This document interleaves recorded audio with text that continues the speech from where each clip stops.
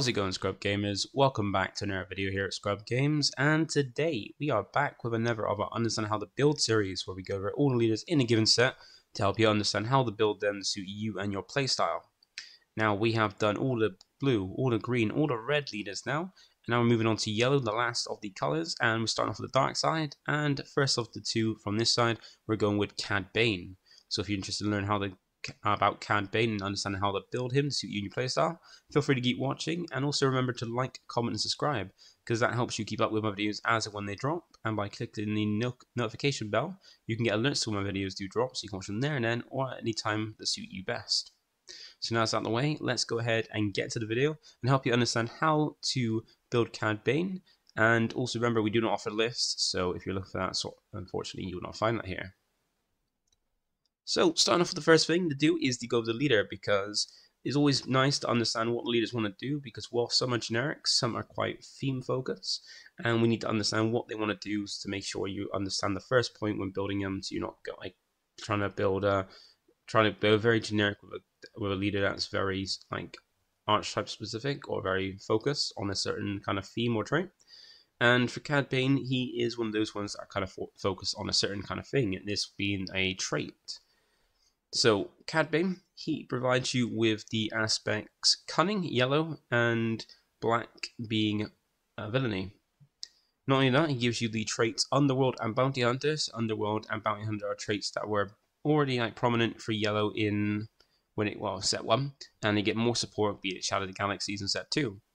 So a good amount of support there. So he's got support from both the first set and the second set, which is nice because not many things got the same kind of support from the first one. And he's all about playing Underworld cards. Now, he is a pretty nice leader, and he's pretty nice character as well. And he does deploy not too early, not too late. He deploys at 6 resources, and deploying is an epic action, like action you can use once per game, where once you control a certain amount of resources, which for Cad Bane's sake is 6, you can deploy him from the leader area to the battle arena in active mode, so you can basically start like joining the battle and use him straight away. Now, when he does come down with quite a bit of health, be it 8 health, which is pretty nice, pretty good, and also 2 power, which doesn't seem that great, but he does come with raid 2 when he's deployed, so it basically means that when he is being attacked, he only does 2 damage back, but when he's attacking, raid 2 triggers to give him an extra 2 power when he attacks, so he does 4 damage when he attacks, but only 2 when he's attacked into. Now, his effect is the same on both sides, but then more powerful when he's deployed. Like all leaders, they get more powerful effect when they're deployed, or maybe even a different effect. But it's all around the Underworld card, because the trigger for both sides of the effect, both when he's on the leader area and when he's deployed, are when you play an Underworld card. So the theme of Cad Bane is playing Underworld cards, which is good because that's a trait, and it's even covered along quite a few of the colors now, including with set 2. So you can always kind of find a way to trigger this. And then when he's in the leader area, the additional kind of effect is you may exhaust this leader. So the whole thing is when you play an Underworld card as the cost, you may exhaust this leader, and if you do, your opponent chooses a unit they control and they deal 1 damage to it. So you play an Underworld card out, you exhaust Cad Bane, then your opponent chooses one of the units they got, be it space unit, ground unit, just one of the units they control, and then they deal damage to it. Now they get the pick, so you can't kind of like go, I'm going to put 1 here, which is a bit of a shame, but it would be maybe a bit too strong and have control over that. But at least that way you can manage it, where you can make the damage go on, or make your opponent kind of like think what do they want to put it on, what they want to damage. But when he's in the leader area, he's got the same kind of trigger where when you play an Underworld card, which is the cost, but then now you don't have to worry about you have to worry about resting him because he's deployed. It's just when you play an Underworld card, you may choose an opponent. So if you play Twin Suns stuff where you got multiple opponents, you choose one of them, and then they choose a unit they control. Now you deal 2 damage to it, and you can only use this ability once each round because you don't have to exhaust it. You can normally use it again, but so it means you can get the effect of on the deployed turn, both on leader area and when it's deployed, or just one at a time, no matter what the area is. So you do 1 damage when you're in the leader area and 2 damage when you are deployed, so it gets a little bit stronger there. And, you know, he's a pretty nice leader. Does, like, pretty good bulk, pretty good attack, and pretty nice to do, like, some ping damage while they kind of help clear board, like, take things out a little bit easier. So that's the leader, and also don't forget, he also comes with a showcase, and, yeah, like, it doesn't hit quite well. Like, once again, art is subjective, so if you like it, it's fair enough. If you don't like it, that is also fair enough. But in my view, it kind of like falls flat a little bit. Like, it is pretty nice, but it's not as great compared to some of the other ones when like compared to the original one. Like, I prefer the original one of Cad Bane than the showcase, but then it is still not too bad, just not for my taste. Not only that, we also have the different aspects, and it is also nice to kind of go over the aspects and kind of explain what they do before going into it, because there's 4 different aspect combinations, and that means you can play, well, 4 different versions of CAD. So there are these 4 different aspects, and they use each one to do a different thing. So with Cad Bane himself, he provides you with the Villainy aspect, which is black, and the Cunning aspect, which is yellow. So from your leader, you get those 2 aspects. Now, depending on which base you choose, you get a third aspect, and there's 4 different ones. Now, if you go for a blue base, which is Vigilance, that offers you the aspects black, yellow, and blue. And if you're wondering what Vigilance does, well, Vigilance is there's the aspects that want you to play defensively with the ability to heal, remove dangerous units from play, and protect your base from enemy attacks. And this is an aspect that's perfect for players who like a patient play style, like the grind games out. So if that's something you kind of like, you can go for a blue base with CAD. And then you have the second one you have is Command, which is green. And now, if you have Command, that gives you access to the black, yellow, and green. And what Command wants to do is accelerate your resources and call upon lots of units or strengthen the units you have in play. And this is an aspect that is a nice choice for any player who wants to overwhelm opponents with a massive board presence. So you want to go with the whole focus of, well, one of the main kind of focuses of Command is ramping, which is increasing your resources further than what you get for once per turn, and making it so you can hit a higher amount of resources quicker than most people can with just charging normally, and play out bigger things quicker or play out more things quicker as well. So if you like a very ramp-focused playstyle to play out for out big things or create massive boards, then Command is a good one for you, and it's normally a good combination with Cunning as well. And then for the third one we have is Aggression, which is red. So if you go for a red base, then you have access to the black, yellow, and red aspects. And Aggression is almost like the name suggests. It's a very aggressive one, more aggressive with damage than it is with like attacking, while some decks or Aggression can be aggressive in like an aggro playstyle. But what Aggression wants to do is attack with maximum efficiency and dish out loads of damage, which kind of goes well with CAD's all like pinging damage when you play Underworld cards. And this aspect is a great fit for players who prefer a fast-paced, fiery playstyle that want to break through your opponent's defenses and just hurl damage at them to achieve victory at any cost. So if you're interested in a very like damage-focused playstyle or a very aggressive playstyle, then Aggression is a very good one for you. And then the last one we have is Cunning. So if you have a Cunning base, that gives you access to 2 Cunning aspects. I mean, you have access to black and yellow, and also double yellow as well. So you can go for the double aspect, which are some pretty nice cards, which we'll go over in a bit. But Cunning, the aspect that one, is the focus of it is to adapt to any situation on the fly with powerful immediate effects and lots of tools for disrupting your opponent's kind of gameplay. Now this aspect is perfect and a perfect fit for any player who prefers to respond quickly with threats or have an answer for anything your opponent could throw at them. So if you want a very like controlling and very like kind of like Swiss Army knife where you got like a response for everything kind of playstyle, then Cunning is a very good one for you. And double Cunning is one that's probably the strongest double aspect combination, even from set 1, with some very strong double aspect cards. So that is the aspect combination. So depending on your base, you can have access to one of those 4 ways, and we'll go over and check out what you can have access to. But before we do that, we've got to get into ratios, because what you can have up to 3 copies of a given card in this game. You might want to have either 3 copies, 2 copies, or 1 copy of a card, and there are benefits each. So 3 copies of a card are normally cards that you want to have access to as quickly as possible, or as many as possible, as early as possible. And these are usually like things you want to have for like turn 1 play, or cards you want to see on a specific turn, so you can drop it down and gain that benefit from it. So example here would be Price Your Head being a very nice one, where after your opponent's like played a card, you can, as early as turn 1, play this on your opponent, so that way you can put a price on their head essentially, and give a bounty where if you collect that bounty, you put the top card of your deck into play as a resource. It's a very nice one for a ramp. And then this is one where if you get as early as possible, put on your opponent's card, where normally the first card your opponent's playing is normally like a weaker one. It's normally a little bit easier to take out as early as possible. And then well, is normally easy to take out early, and then you can get the benefit of things like that. So normally things you want to play as early as turn 1 or see multiple copies as early. And then normally for 2 copies of a card, this is usually cards that you don't want to kind of see as early as possible or as many as possible. They're normally like late game cards or very like specific situation kind of cards. Like things like Fennec Shan here, was like a very high costing unit of 7, very good stats, very good effect. But if you have this early in the turn, like turn 1, you're either going to be resourcing it, so that way you can have, because it's the one you're not going to be playing out this turn, which means unless it's got smuggle, you're not going to have access to it for later in the game.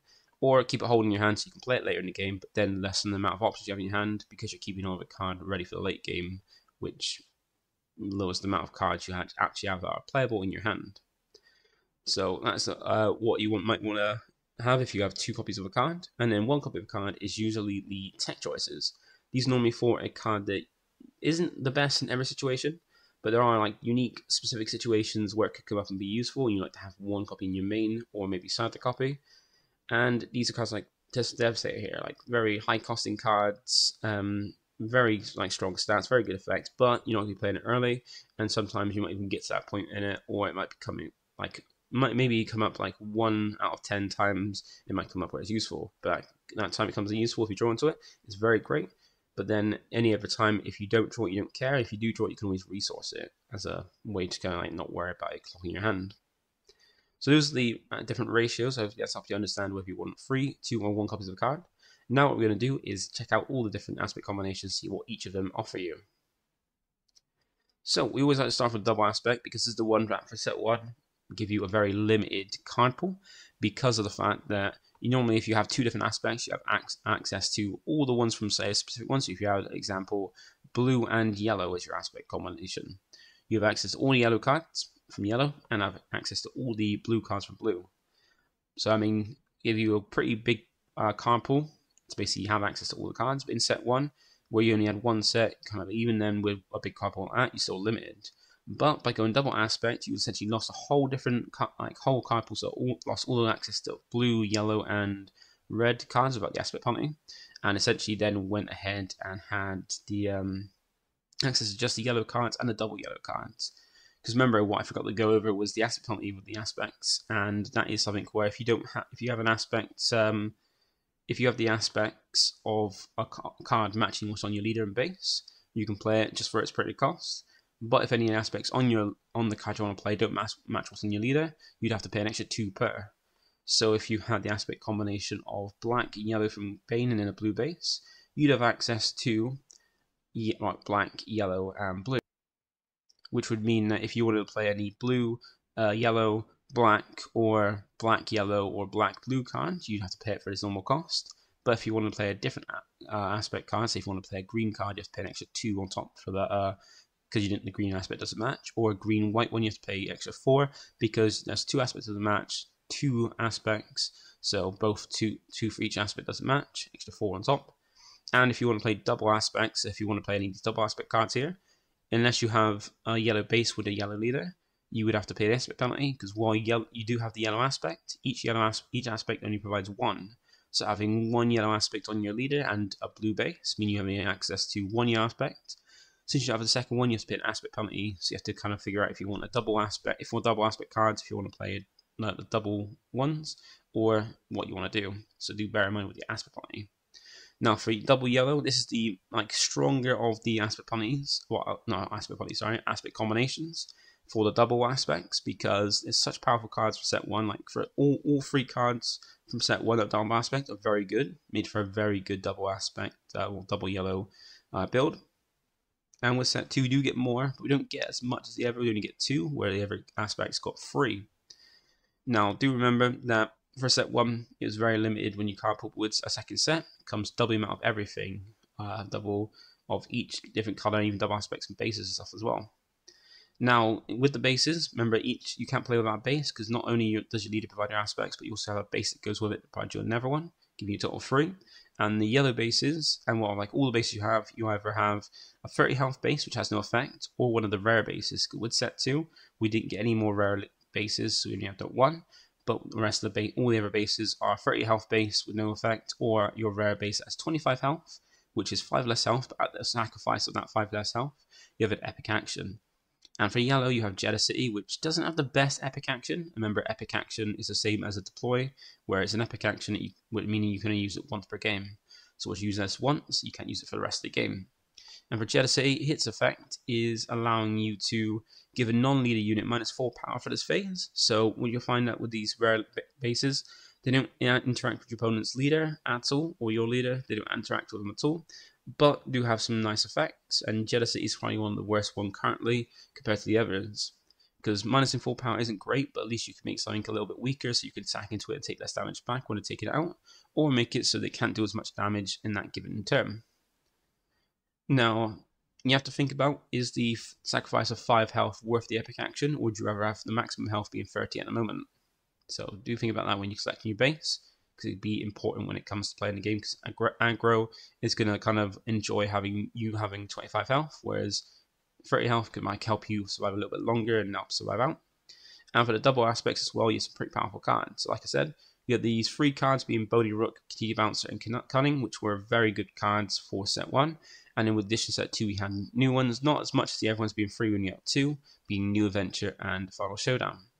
Now, these are very powerful cards because you have Bodhi Rook here being very solid stats as a free cost 3/3, and a very nice effect to allowing you to look at your opponent's hand and make him discard and basically pick any non-unit card, being either upgrades or events, from your opponent's hand and ditch them. So like hitting things like Resupply were great for ramp decks, or any decks like Overwhelm Barrage, any useful events that you don't want to have, or you don't want your opponent to have.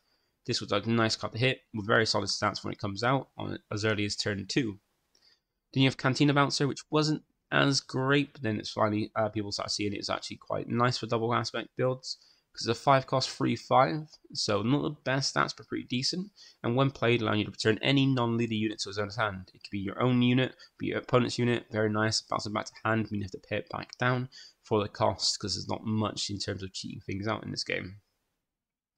Then not only that, but you also had a 4-cost event, which every aspect had, which is a 4-cost event named after the same as aspects of Cunning for this one, and gave you 4 options. You can use any 2 of them in any order you want.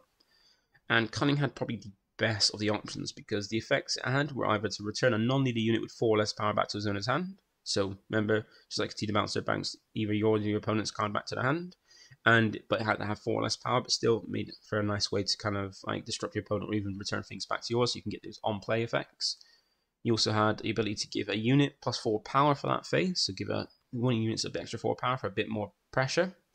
You also could exhaust 2 units to kind of tap 2 things down so they can't attack, and make it easier to kind of deal your opponent's board or like hold off for their threat. And then the last one was making an opponent discard a random card from their hand, so you can get a bit of hand control, which it was a really nice way to kind of play with this, give it very nice options. And all those options are very good, unlike some of the other ones which might have been like not as many options were great in all situations. These are very, very good. And with a second set, we got some more cards, and we got New Adventure and Final Showdown. These are pretty nice ones, because New Adventure is a pretty nice one, where it allows you for 2 to return a non-leader unit that costs 6 or less to his own hand, then only be played out for free. Now this is great, especially if you're playing like Boba Fett with its Fett's Fire Spray. Be able to swing with that, bounce it back to hand, come back in. Since it comes into active, if you control Boba Fett, both as a leader or a unit, you can kind of have it back into attack straight away, which is quite nice. Or even then, using it to kind of bounce back a card to hand and play it back in of yours. So to trigger more when play effects, like basically after you've played Bodhi Rook, bounce it back out and back in again, so you can trigger its when play to try and get a bit more destruction, or Concede Bounce and stuff like that. So triggering it's pretty nice units, or like when played effects, it's pretty nice for a New Adventure.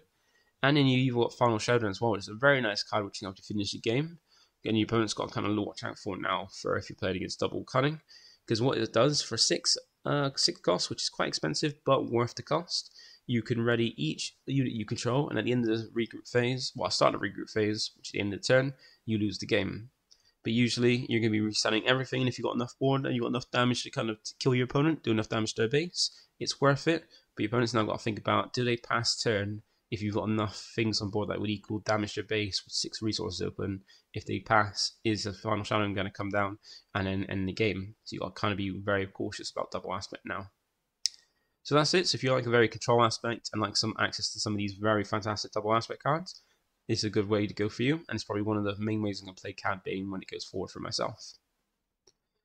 Next, you have the aspect of Visions, which remember is more like a like a very grindy kind of aspect. It kind of wants you to like heal, remove things by events, and also even as well as that, kind of protect your base from attacks. And the rare base for Cad Bane is Security Complex. So this epic action allows you to give a shield token to a non-leader unit, so kind of protects something once from damage, which is pretty cool. And you got some pretty nice cards in here. Like you don't have too many Underworld cards. You do have a few, but not too many, because remember we didn't have much outside of yellow for Underworld and Bounty Hunter in set 1. So in set 2 is when we got it, and where it's got a spread to cover all different kind of themes. There wasn't a load of them in, but you still have nice ones, and even then, with the ones you don't have that aren't Underworld, you still have some nice effects on them. Like some pretty nice turn 1 plays. You've got Inferno 4, Dr. Pershing, and Pike Sentinel. All have different benefits. Like you've got Inferno 4 being a very nice one that kind of predict, like kind of scry what you've got on your opponents on the top of your deck to kind of like fix what you're going to be getting for your next few draws, or your next turn of draws. Because when played or when defeated, so it's got dual use, you can look at the top 2 cards of your deck and pick any of them to go on the bottom of your deck, keep the rest on the top. So you can kind of see if any cards you want on the top of your deck, keep them there, and even you don't want, bottom deck them, so you can kind of not have to worry about drawing into them. Then you got things like Dr. Pershing, also never good turn 1 play. Doesn't have any power, but it does still have 5 health, which is a good amount of bulk. And its action effect is allowing you to tap himself and deal 1 damage to a friendly unit, either itself or another unit, to then draw a card to give you more options and more cards. So remember, more cards, more options, more things to kind of like more options to charge or play as well. And then you got Pike Sentinel. So this is an Underworld card that will trigger Cad Bane to do a damage to your opponent's card, one of your opponent's units. And there's also Sentinel for a very cheap Sentinel as well. So 2 cost 2 free with Sentinel, meaning that if your opponent wants to attack another unit in the ground arena or your base, they have to go through Pike first. And not only that, you got Never Pike in Long Pike, which is a very nice one. Now this is pretty cool. 4 cost, 4/6, pretty good stats for its cost. You can also smuggle it in as well. There's also Underworld cards will trigger Cad Bane, and he's got a nice effect that kind of protect Cad once he's deployed to keep him out. Because when he attacks, you can give a shield token to an opponent enemy unit, and if you do, give a shield token to a friendly unit. Now you might be thinking, why would you want to give a shield token to your opponent just to get a shield on yours? Well, the benefit of a shield is to protect your card from damage, and keeping Cad Bane out as long as possible to avoid him taking too much damage is quite nice. Put a shield on Cad Bane or even one of your Sentinels to kind of keep it around. And even though you are giving a shield to your opponent, you can give it to one of their weakest ones. Like if they've got something in the space arena and that's weak in the space arena, and you don't have anything in the space arena, you can just keep putting that shield on your opponent's space arena card where you don't have to worry about it, where you put things like a shield on one of your units like your Sentinel or Cad Bane himself. And speaking of space cards, you do also have First Light being a pretty nice one as well. It's a space unit, very high costing at 7 cost, but with 4/7 to its stats. Also is an Underworld, so once one again will trigger Cad Bane. And has Grit, meaning the more damage it takes, the more stronger it gets. And what is out? Every friendly non-leader unit gains Grit as well, so all your other units that aren't your leader gain Grit as well, so they get stronger the more damage they take. And you can even smuggle them out, and this is the only one that I know of, that I can remember actually, that has an additional cost to its smuggle, that isn't just the smuggle cost, and also the aspects. Because the smuggle cost is still the same, being 7 resources, so you're not smuggling out for more of its cost. Same aspects, but then you also have to deal 4 damage to a friendly unit as the cost. So if you can deal 4 damage to a unit, then unfortunately you can't do the smuggle. But at least then that triggers the fact that the unit you're doing the 4 damage to has Grit, meaning it makes it stronger, which could be very, very nice there. And also you have cards in the non-dark side of blue as well, which you have some quite nice ones. And blue has the kind of like benefit of having a lot of events that allow you to just remove cards, but some conditions, some not many conditions. You also have some pretty nice units, like you have some Underworld units like Embo and Val. Very unique units, but they're both Underworld, so they trigger Cad. And Val's skills and stats are 2 cost, 2/4, with a bounty, and the bounty is deal 3 damage to a unit, so your opponent's going to claim that unless you bounce it back or make it leave play without being defeated. And when she is defeated, you can choose you can give 2 experience to a friendly unit, and you choose which order they go in first, if they get the when defeated or a bounty first. And you got Embo, pretty nice skills for its stats. Well, pretty nice stats for its cost and skills as well, because it's 3 cost, 3/4. And his effect is when this unit completes attacks, he's got attack and survive. If the defender was defeated, you heal the 2 damage from a unit, could be itself or never one, which could be quite useful. And then you've got loads of events, like I said. You've got things like Takedown being a 4 cost event that allows you to defeat any unit that's 5 or less from your HP. That could even be leaders. That's one of the few kind of things that hit leaders that I could take them out, that and rivals full. There's a Thor the Dragon, which is slightly different. 4 cost, still same cost, but then it defeats a non-leader unit that has 5 or more power, so you can defeat some more stronger things, but a non-leader, so it's one that doesn't interact with leader. And you got Rivals 4, which is a 6 cost, so more expensive, but just outright defeats any unit, being leader or anything really. So if you're like a little quite a grindy playstyle, want to go out with Cad Bane, then go ahead and go for blue. And we have green being command. So this is a pretty nice one, and one that kind of already goes well with things like Boba Fett. We've already seen it do quite well. And even then, you've got more underworld cards which could be useful. So the rare base for command is Energy Conversion Lab. Now this is one of the most popular and most overused bases because it's got a great epic action. So remember, it's 25 health base, but its epic action is play a unit that costs 6 or less from your hand and give it ambush for that phase. Now you still have to pay the cost for that card. Remember, you're not paying it for free, you're still paying it a cost, but you gain ambush. And the benefit of ambush is that it's one of the greatest skills in the game, to be honest. And it allows you to, when you play the card, normally if you play a card it comes in rested unless otherwise stated. But with ambush you can then straight away ready the card and attack into one of your opponent's units the same turn it's played. So if your opponent has no units, there's no point of giving ambush because it wouldn't be able to attack into anything. But if your opponent has a unit, you can always play it using this to give ambush. You can straight away restand and attack in the same action to take out potentially either damage or take out one of your opponent's units. Now, for the units you get in, well, not units, but all the other cards you get in green, you get things like Salacious Crumb, which is a pretty nice one. Got a nice cheap 1 cost, 1 free. It's an underworld card, so it would trigger Cad Bane and kind of goes well with it, because when it's played, it heals 1 damage in your base, so a nice bit of healing there. And also it's got an action where you can tap him, return it back to his owner's hands, ideally the turn after it's been played, to deal 1 damage to a ground unit. So you can have extra chip damage to go quite well with Cad Bane, which is very good. And you got Super Laser Technician, one of your few ways to ramp, which is quite cool, and the most beneficial one from the dark side, because while it's not the cheapest unit, 3 costs with 2/1 powers, well 2 power, 1 health, not the best health, but then you don't care about that because you want it to be defeated, the trigger, and it's got a nice little bit of damage, but also it comes down as early as turn 2, and this is when it's defeated, you can play this card into your resource and ready it. So you can resource it when it's defeated, and it comes in ready, unlike all the rest of the ramp cards which come in exhausted because they don't say ready it. And this is nice because you might be thinking, well, it's got to be defeated. Well, that's easy because if your opponent plays a ground unit, you just ram it straight into it, kill it yourself, and ramp it.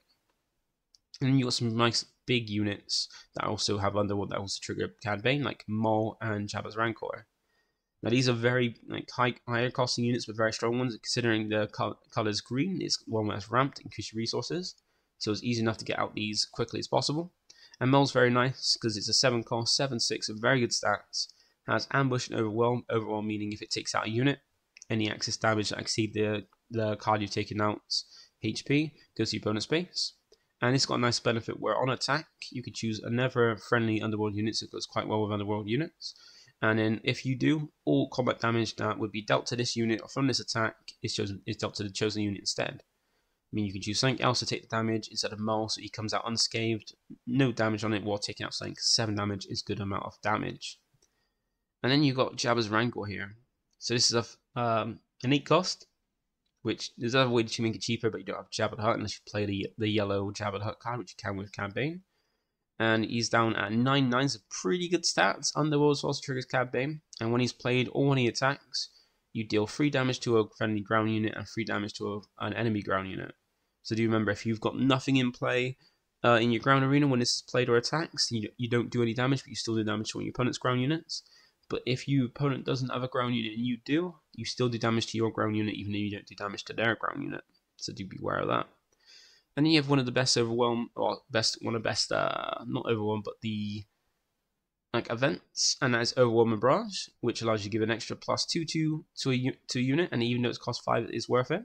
Because not only that, but you also then you're able to deal damage equal to the power of the chosen card, divided as you choose among any number of your units. So you give one of your units an extra 2/2. So if you got Jabba's Rancor, you give an extra 2/2 stats. So it goes from a 9/9 to 11/11, and then you can deal 11 damage across your opponent, on the board, however you choose, because that's how much power Jabba's Rancor now has. So it's a very good card, very powerful card, and one you have to watch out when you go in the dark side of green. And on the speaking of dark side green, there also is normal green cards, and you get some good ones like this. Like Colonel Yularan being a nice one that kind of heal, because whenever you play a command unit, including itself, you heal 1 damage from your base. So a nice bit of healing there, especially goes very well with Salacious Scrum. You have some pretty nice underworld card as well, like Good Morning Retainer and Mercenary Company. Mercenary Company might not be the best one, but it's an underworld card that goes well with Cad Bane's effect, and also some pretty good stats like Ambush and Overwhelm. And he is also a 5/5 for 6. Good Morning Retainer is a 2-cost free 2, but also if you control a command unit, you give it Sentinel as well. So it has to go for this card before you go into your base or other units in that same arena. And you have some very good events, like you've got Resupply here, being a one of your never ramp options, allowing you just for free play it and put it into play as a resource. And you also have Timely Intervention, which if you thought that Energy Conversion Lab didn't give you enough uses of like giving ambush and stuff, well, Timely Intervention does the same thing, but it costs 1 and allows you to play a unit member still paying its cost and give it ambush for this phase. And if you wanted to, you can always resource it and then use it by smuggling it out later in the game. So that is commands. If you want to go over a very wide array of ambush stuff and very like overwhelming opponents with very big units very quickly, then command's a good one to go for.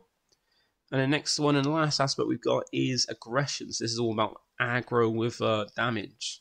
So the rare base for red is Tarkentan, and its epic action is allowing you to deal 3 damage to a damaged non-leader unit. There. Now, once again, it doesn't interact with your opponent's leader, so unfortunately you can't use that to finish it off. But you can also always use it to finish off something you can't quite take out, because you don't just do damage for free to your, 3 damage to your opponent for nothing, then that'll be a bit too busted. But if you're trying to take something out and you fall just short, Tarkentan is there to help you finish it off. Now, there's some pretty nice underworld cards in red as well that can go quite well with Cad Bane. And they have more of a focus on bounties, but you can always put that on if you want to. But you've got things like Punishing One, Django Fett, Chris Stanston, and Trandoshan's Hunters for very good units. They all have underworld keywords, so traits, not keyword.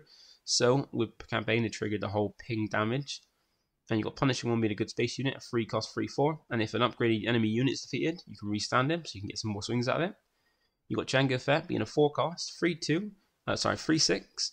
But while he's attacking an enemy with a bounty, he gains an extra 3 power and gains Overwhelm as well. And just that's if you're attacking something that's got a bounty. But just in general, when he attacks a unit and defeats it, he allows you to draw a card, which can be very, very handy. Then you have Chris Stanston being a little bit more expensive than that, being a 5-cost, that's 3/7 power, also 3 power, 7 health. And when he is played, if an enemy unit does have a bounty, then you get to ready him, so more of like an incentive to go for bounties with him. And on attack, you can choose a ground unit and you can deal 1 damage to it for each damage on Chris Stanston. So the more damage he takes, the more damage he throws out when he attacks. And then you have Trandoshan's Hunters, being a 5-cost, 6/4, it's pretty good stats. Overwhelm as well, so they're not like excess damage goes to your opponent's base, a piercing. And when he's played, if an enemy unit has a bounty, you can give an experience token to himself. Meaning if you have opponent has something with a bounty when you play him, he goes from a 7/4 or 6/4 to a 7/5, which is very, very good for a 5-cost. And then you have Force Choke. You have some pretty nice events in this one, but Force Choke is quite a nice one because it helps do out damage. Now it does it does 5 damage to a non-vehicle unit, so it doesn't hit a vehicle, but it does hit any non-vehicle. But then the downside is that unit's controller draws a card, so you can do 5 damage for two resources, which is pretty good. The opponent does draw a card to like recuperate, give us something for the loss. And if you control a Force unit, you can make it 1 less to play. So it's a pretty nice unit. It goes with the whole damaging, like throwing that damage. And in the non-dark side of red, you also have these pretty nice ones. You have a fair few underworld cards. So you have Katina Bounce will be a nice one. Doesn't have any power, but costs 1. So you can press ping some damage on stuff. And it doesn't have any power, it does have 3 health, and it does have raid 2. So when it does attack, it actually hits for 2. But when it's being attacked into, it does nothing back.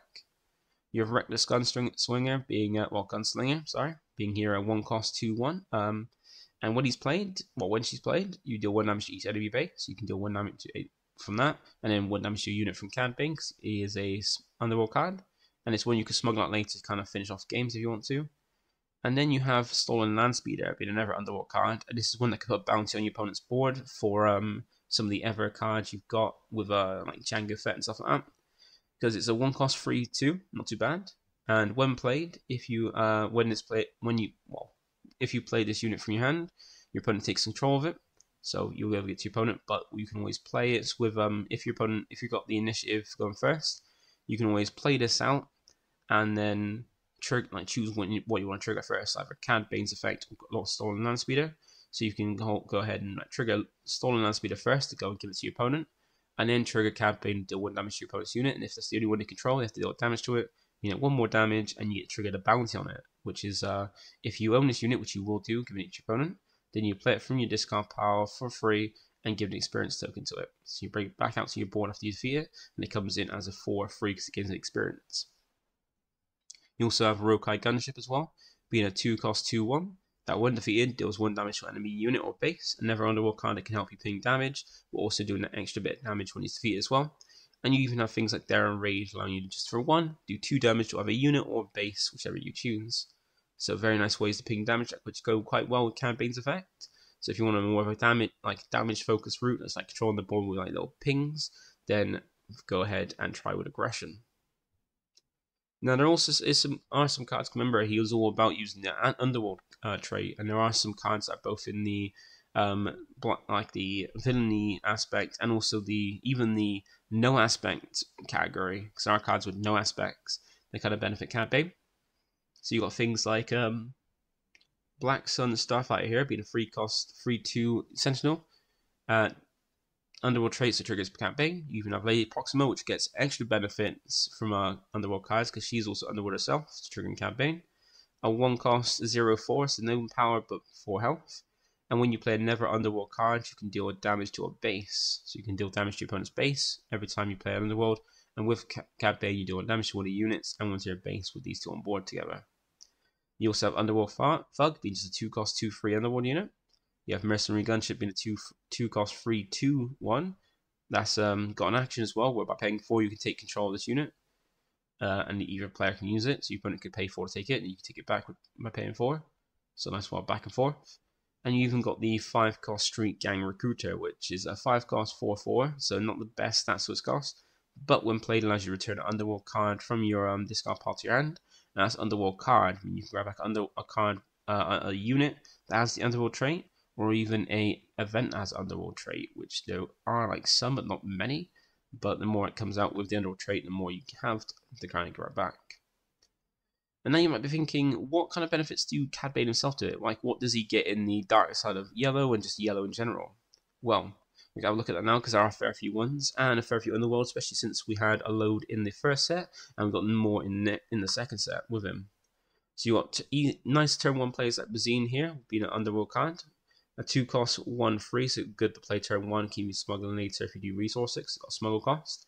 And when she's played, you look at your opponent's hand and you can discard 1 card from one of those cards, and if you do, that player draws a card.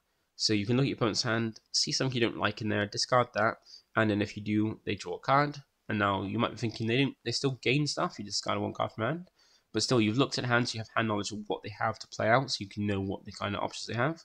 And as well as that, you've ditched a card you don't want them to play, which could be their only turn 1 play, or a card you don't want them to play that's going to be annoying to you. And even though you draw a card back, you've gotten rid of something and also have that hand knowledge. Very, very good card, especially for a turn 1 play. And then we've got the next one being, we've got Forlorn and Zuckuss, so 2 cards that are unique that kind of go well together, because they both have pretty nice effect, like cost stats. So Forlorn is a 4-cost 4/4, and Zuckuss is a 5-cost 6/6. So they're both Underworld and those are both Bounty Hunters as well, so they both trigger Cad Bane. And now Forlorn has Ambush, and Zuckuss has Saboteur. But they kind of work well together because they both kind of benefit the other one. Because for Forlorn, for each friendly unit named Zuckuss, they get, each friendly unit named Zuckuss gets an extra +1/+1, so extra 1 power and health, and gains Ambush. And then for Zuckuss, each friendly unit named Forlorn gets +1 power and health, and gains Saboteur. So essentially, give their stats to the other one and give him a stat boost. So while you got both on the board, they're both one stronger and gain the other one's traits. So like you can Forlorn can come in and ambush, and then the next turn Zuckuss can also come in and ambush because it have ambush from Forlorn and basically be able to attack straight away. You also have Zandu Blood being Cad Bane ship. Now it's a 6 cost 4/6, so a little bit different in the stats to that's Fire Spray, and doesn't have the benefit of coming into ready straight away, but it does have raid 2, so when it attacks are a little bit stronger than that's Fire Spray, but it's just weaker overall without the raid 2. And it's also got an effect when played or on attack. You can return a never friendly underworld non-leader underworld unit to his owner's hand. And if you do, exhaust an enemy unit or resource. And that's quite a nice effect. Be on the bounce back some underworld cards, so you can kind of keep using them, like playing them out and bouncing them back out again. So you can keep playing on the trigger Cad Bane. And just even be able to either exhaust an enemy unit or a resource is quite nice, because exhausting resources is something we don't have often in the game. And exhausting enemy units is kind of something we always have, but having that option and just like an effect that works quite well with Cad Bane is very nice. And then the nice thing you do is have in a legendary Dryden Voss. And this is a very nice legendary. It does come in shield. It's the same stats as Vader, being a 7 cost 5/7, but has shield instead of ambush. But when played, you can choose a captured card guarded by a unit you control and play it under your control. And this goes pretty well because you've got some pretty nice ways to capture cards, especially in Cunning as well. And this is just a nice card for the more Cunning like capture effects we get, the more benefit Dryden gets. And not only does he play himself, but he plays whatever you've taken from your opponent, you get to play under your control to use as well, which is very, very cool. And then on the dark side of yellow, you have some pretty nice ones. Like you have Greedo, Cloud Rider, Fennec as very good units that have Underworld. So once again, they trigger Cad Bane's effect to ping damage. And you have nice effects like Greedo is a very strong 3/1 at 1 cost. So not most very fragile, but very good power. Same with Cloud Rider, same stats, but Cloud Rider comes in 1 cost more, but has ambush. You can kind of play and you can choose if you want to ambush first or deal damage. Because if you've got something your opponent has in the ground arena, that's got 4 health, you can kind of trigger Cad Bane to see if they do damage to it. And if it's the only unit they have to do damage to it. And then Cloud Rider come in, basically then trigger ambush to ambush and take it out. Whereas Greedo, when he's defeated, you can discard a top card of your deck, and if it's not a unit, so an event or an upgrade, you can deal 2 damage to a ground unit your opponent controls. Well, actually to any ground unit you can do it yourself, you wouldn't kind of want to do. And then you got Fennec being a very good 7 cost, 4/6, with ambush as well. And when she attacks, you deal 1 damage to defender for each different cost among cards in your discard pile. So you deal 1 damage, and it's only into your unit, not to your opponent's base. You deal 1 damage for each different card cost. So if you have the cost of between 1 and 7 on your drop discard, when she attacks, she deals 7 damage, which is quite a lot to take out most things before she even gets to like exchanging damage. And you have some very nice events, like you have McClunky here being the one that's one of the few events that's Underworld and also a trick. And it's a 1 cost event that allows you to return an enemy friendly non-leader Underworld unit to his owner's hand. And if you do, deal 3 damage to a unit. So very good for Cad Bane, because remember he's all about playing out Underworld cards and then doing damage to your opponent's cards. And this allows you to attack with it, bounce back to hand, so you can play it again to trigger Cad Bane's effect if you don't have any Underworld cards in your hand. We're also dealing 3 damage out as well to a specific card. And then you have Relentless Pursuit. Now this is a very nice one because it's a very cheap costing event. That goes really well with Dryden Voss because it's a capture one. So it's a 3 cost event that allows you to choose a friendly unit, be it your leader or any other unit you control, anyone that you control is friendly. Then it captures an enemy non-leader unit that costs the same as or less than it. So it has to be whatever the cost of the card is you've chosen. So whatever the cost of the unit, it basically captures less. So even your leaders have a cost as well.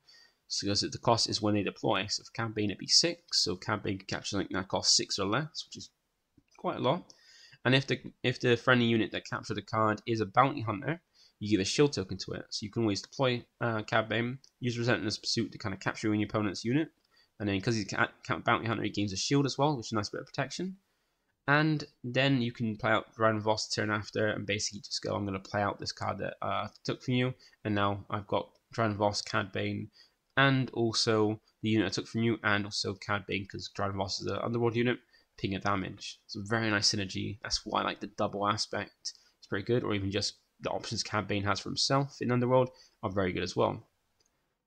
So that is it for Cad Bane. He's a very nice one. He can function pretty well in each different aspect, but there are some that are stronger than the other ones. So I'm going to try out more double aspect first, and then maybe even try out maybe a bit of red with him, or a bit of green.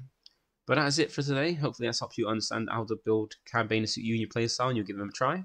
But if you're interested in any other ones, the next one we do is Dr. Alpha. So if you're interested in that, stay tuned. Otherwise, that's me done for today.